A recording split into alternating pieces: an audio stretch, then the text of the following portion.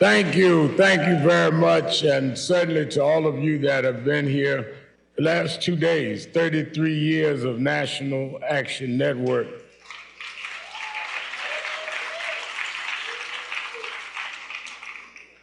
In year 2000, National Action Network was able to get the two candidates for presidential Democratic nomination, Al Gore and Senator Bill Bradley, to debate for the first time at the Apollo Theater.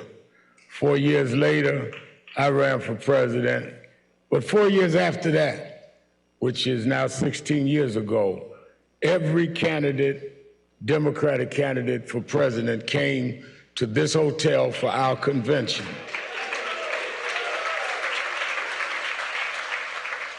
One of those now marching about DI. We're also an organization that has concrete programs, and you that lead chapters. We are an organization that heckle. If any hecklers are here, I'm the heckler in chief. You will not out-heckle me today. But we engage those in power to advance what is good for all Americans and to do what is right for all of us that have been overlooked and disadvantaged. I have known Joe Biden before he was president. He's always been candid and always been straight, and he's always did what he said he would do. He has always said to us that he will never mislead us in a conversation, even if there may be areas of disagreement. But I most remember that in January of 2020, when there was the gathering of candidates to run for president, Joe Biden had not decided what he was going to do, but he came at my invitation to National Action Network's breakfast as a former vice president. And he looked at Martin Luther King III and I in the back room, and he said, "This ugliness in Charlottesville, did you hear what this guy said?" referring to his predecessor. And he says, "You know, Al, I think I may run." He says, "We've got to save the country." And he, based on that, later he did decide to run. And the morning before Jim Clyburn endorsed him, he came with Jim Clyburn to a minister's breakfast in North Charleston, hosted by me and National Action Network. I give that background so people won't think he's just doing this viral speech to get votes. He has a history with National Action Network, and he has always answered the hard questions and always been there. I've had come off my television show, Politics Nation, and he's called me from the White House to discuss things we talked about. He is that kind of person because we want it straight. We don't want anyone to placate us. We don't want anyone to say what we want to hear. We want the truth, good and bad, and we will know how to handle it from there. Don't talk to us like we're children. Talk to us like we're grown folks. And there are those that want our votes that want to take us for granted and show us some gold sneakers and other foolishness. We want to know about concrete things and what have you done for me lately. In that spirit, I bring to you live from the White House the President of the United States, President Joe Biden.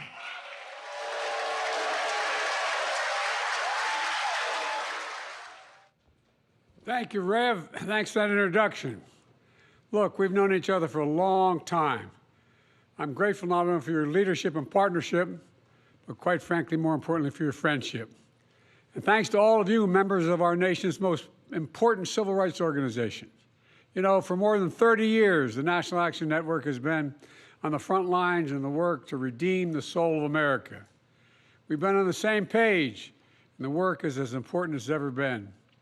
You know, during your convention, you heard from members of the most diverse administration in history, our administration, starting with our Vice President, Kamala Harris, who's doing an incredible job, in my view. And so is Steve Benjamin, who's with us, he's with you guys tonight, right now. Together, We've kept our promises to make some of the most significant investments in the Black American community ever. Promise kept to get through the pandemic and make sure the Black community was not left behind and everyone was taken care of. Put checks in pockets to cut Black child poverty in half. Promise kept to rebuild all of America, reconnecting Black communities that have been cut in half by interstate highway systems with jobs and opportunity as well. To ensure that every community has access to clean water and high-speed internet. Promise kept to protect and expand Obamacare, saving Black families $800 a year on their premiums. A promise kept to beat Big Pharma by giving Medicare the power to negotiate lower prescription drug prices, literally saving countless lives in underserved communities. For example, members of the Black community who need insulin now are only, because of their diabetes, now only have to pay $35 a month for insulin instead of $400 a month. And there's much more to come, by the way. A promise kept to invest in historic $7 billion in HBCUs, to relieve student debt for more than 4 million people so far, including a significant number of Black borrowers. Including just today, I announced another 277,000 Americans. A significant number of Black borrowers are also having their debt forgiven. A promise kept to advance justice, the first Black woman on the Supreme Court, and more Black women confirmed for the Federal Circuit Court of Appeals than all previous presidents combined, every single one. Most important executive order on police reform, to ban chokeholds, greatly restrict no-knock warrants, advance effective and accountable community policing. A promise kept to sign the most significant gun safety law in decades, the first law making lynching a federal hate crime, keeping my promise that no one should be in federal prison for merely possessing marijuana. A promise kept to advance environmental justice and to make the most significant investments in climate ever in all of our history. That's delivering clean energy and jobs all across America. The results are real. We've reduced Black unemployment rate to its record low. More Black Americans have health insurance than ever before. More Black businesses are starting up than we've seen in the last 25 years. In fact, despite attacks on our support for brown and Black small businesses, we're investing in them as key ways to build generational wealth in communities. Today, I'm proud to announce that last year we awarded $76 billion in federal contracts to small disadvantaged businesses to level the playing field and close the racial wealth gap. I also want to thank my dear friend, HUD Secretary Marcia Fudge, for an amazing career of public service, for leading the charge and making housing more affordable, for proposing a $10,000 tax credit for first-time home buyers, to building more rental units to bring rents down than ever before. We've launched a major effort to root out bias in home appraisal process, so homes in Black communities are no longer undervalued compared to the same home in a white community. Thus far, we've eliminated that gap by 40%, and we're going to continue till it's even. Put it all together, Black wealth is up 60%, and the racial wealth gap is closed the most in 20 years. You know, I would argue this is transformational change. We know there's much more work to do. There are real threats we face. There are more extreme voices out there who simply don't want to see people of color in the future of our country. They want to turn back the clock. Voter suppression, election suppression, ripping away reproductive freedom, getting affirmative action, gutting it, and attacking diversity across American life, banning books.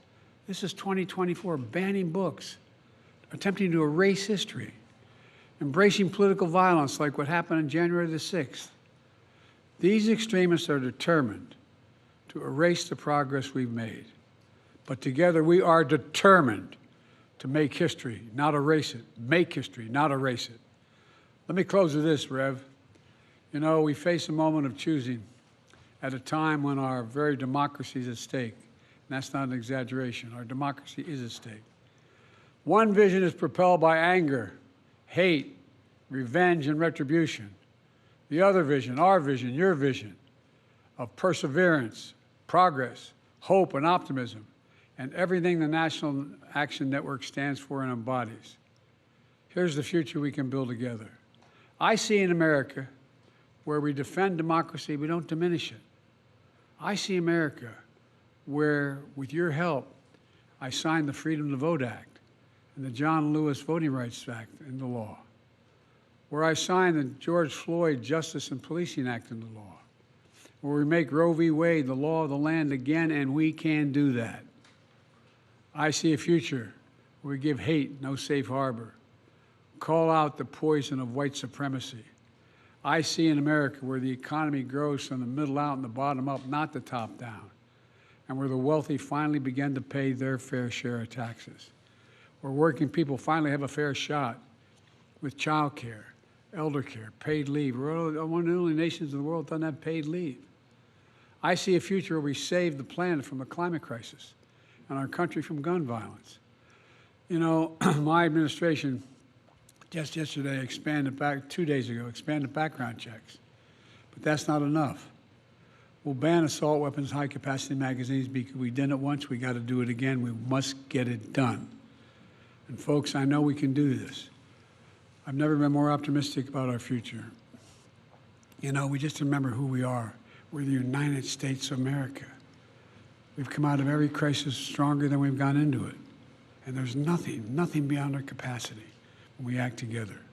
So let's keep acting together. I'm looking to you for help. I'm looking to you for leadership, and I hope you look to me for the same. God bless you all, and may God protect our troops. Thank you very much.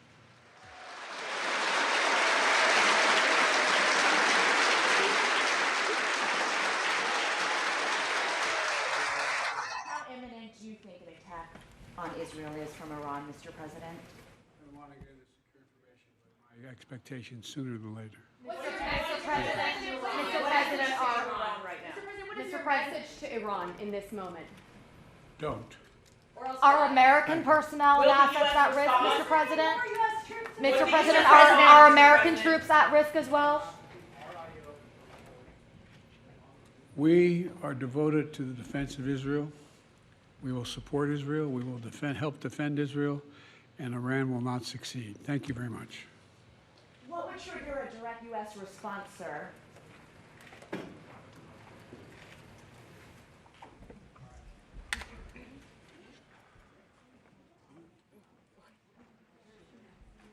Sorry, I didn't take that into consideration when